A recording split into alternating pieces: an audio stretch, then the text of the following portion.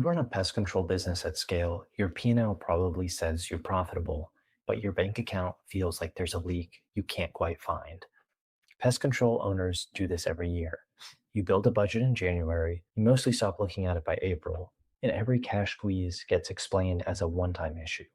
But the problem isn't your math. It's that your budget is built on averages, and averages hide what's actually happening on your routes.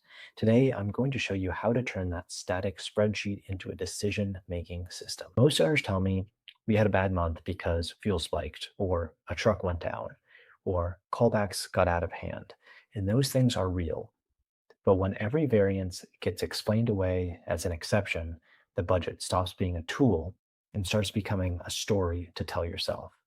In a $2 to $5 million a year pest control business, these aren't exceptions, they're part of operating in the field. A real budget doesn't just track what happened, it tells you why it happened by documenting the assumptions you made about your fleet before the year even started. Every budget is just a collection of beliefs. You believe annual churn will be around 20%. You believe chemical waste will sit near 6%. You believe techs will average 10 stops a day. Budgets feel useless because those beliefs are rarely written down. When assumptions aren't documented, you can't tell the difference between a market shift and a planning mistake. If churn jumps from 20% to 40%, that's not a miss. That fundamentally changes how much revenue you need to sell to stay even. Your budget should help you see that early and not surprise you after the fact.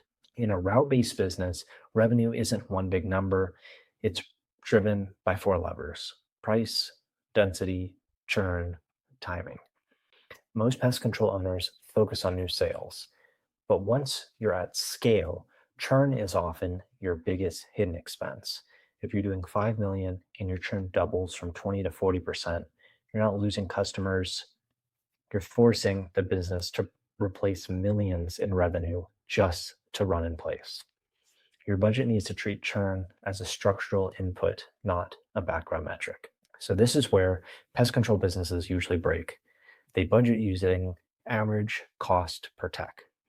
But a veteran tech on a tight neighborhood route produces very different margins than a newer tech covering long distances in a growing territory. When you rely on blended averages, your strongest routes quietly subsidize your weakest ones.